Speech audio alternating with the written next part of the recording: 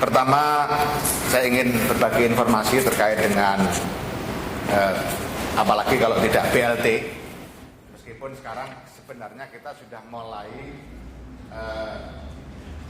fokus terkait dengan new normal desa. Sudah mulai kita diskusikan terkait dengan new normal desa, tetapi dalam waktu singkat akan kita rumuskan secara lebih masif dan lebih detail, karena pada intinya sebagaimana kita maklumi, desa harus lebih siap lagi menghadapi situasi new normal pada konteks pertahanan diri dan lingkungannya untuk tidak terdampak COVID-19. Sebagaimana sudah kita maklumi, sering kita sampaikan juga kepada rekan-rekan media, misalnya terkait dengan ODP, itu yang dikelola oleh desa, efektif, efisien. Nah, ini harus kita lanjutkan penanganan pencegahan, ya, penanganan pencegahan terkait dengan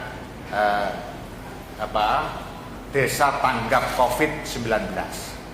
Misalnya kemarin kita sudah melakukan webinar dengan seluruh alumni dan pekerja profesional kesehatan masyarakat se-Indonesia.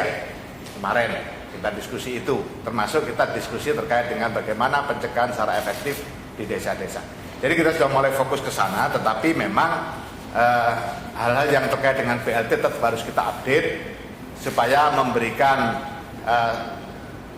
percepatan bagi daerah-daerah yang belum. Sebagai contoh, kalau dilihat dari basis provinsi, itu masih ada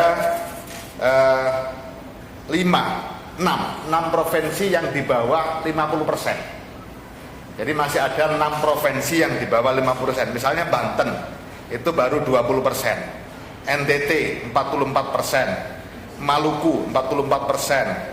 Kemudian Maluku Utara 42%, Papua 20%, Papua Barat 44%. Ini yang daerah-daerah yang di bawah 50%. Yang lainnya udah bagus semua.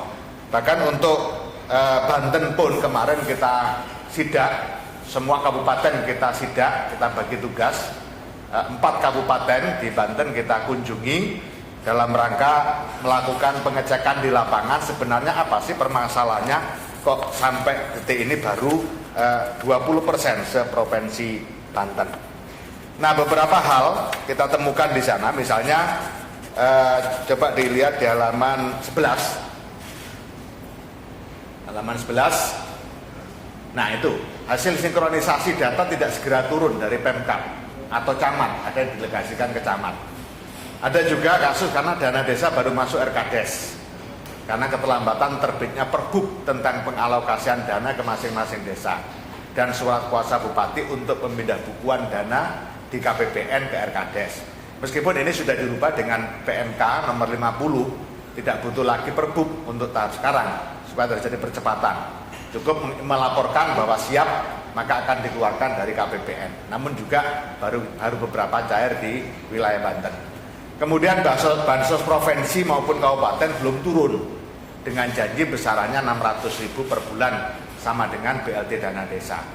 Sementara BLT dana desa minta disalurkan setelah bansos. Nah, ini yang kemudian jadi penghambat.